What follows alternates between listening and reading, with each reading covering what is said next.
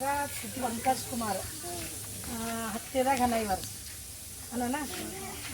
ಅವು ದಿನ ಶಾಲೆಗೆ ಬರ್ತಾ ಇಲ್ಲ ಮ್ಯಾಲಿನ ಮೇಲೆ ಶಾಲೆ ತಪ್ಪಿಸ್ಲತ್ತ ನಾವು ತಿಂಗಳು ನೋಡ್ರಿ ಹೋದ ತಿಂಗಳದಾಗ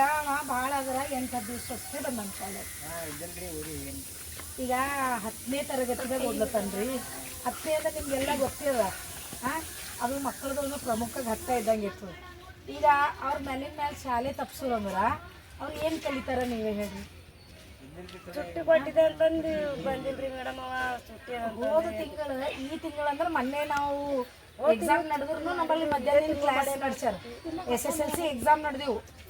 ಅಂದ್ರೂ ಕೂಡ ಮಧ್ಯಾಹ್ನ ಅವಧಿ ಕ್ಲಾಸ್ ನಡೆಸಿದೀವಿ ನಾವೆಲ್ಲ ಅದಕ್ಕೆ ಮೇಡಮ್ ಮಗ 15 ದಿನ ಶಾಲೆಗೆ ಬಂದಿಲ್ಲ ಅದಕ್ಕೆ ನೀವು ದಿನ ಶಾಲೆಗೆ ಕಳಿಸಿದ್ರೆ ನಿಮ್ಮ ಮಗ ಏನಾದರೂ ಕಲಿತಾನೆ ಇಲ್ಲದ್ರೂ ಏನೂ ಕಲೀಲಿಕ್ಕೆ ಸಾಧ್ಯ ಇಲ್ಲ ಅದಕ್ಕೆ ನೀವು ಮ್ಯಾಲಿನ ಮೇಲೆ ಬರ್ಬೇಕು ಶಾಲೆಗೆ ನಮ್ಮ ಮಗ ಹೊಂಟನ ಇಲ್ಲ ಅಂತ ಕೇಳಬೇಕು ನೋಡಬೇಕು ಆಯ್ತು ಮನೆಯಲ್ಲಿ ಚಂದ ಓದ್ಲತ್ತಾನ ಇಲ್ಲ ಸ್ವಲ್ಪ ಗಮನ ಹರಿಸ್ಬೇಕು ಮನೆಗೆಲ್ಲ ಓದ್ಕೊತಾನ್ರಿ ಮನೆಗೆಲ್ಲ ಓದ್ಕೊತಾನೆ ಮಣ್ಣಂತ ಮನ್ಸಕ್ಕೆ ಕಾರ್ಯಕರ್ತರು ಹೋಗೇನ್ರಿ ಅದಕ್ಕೆ ಬಂದಿಲ್ಲ ಅಂತ ಈಗ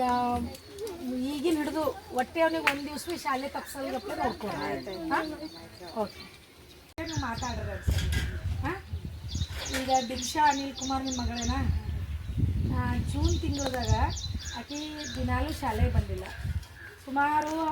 10 ದಿವಸ ಶಾಲೆಗೆ ಬರಲಿಲ್ಲ ಯಾಕೆ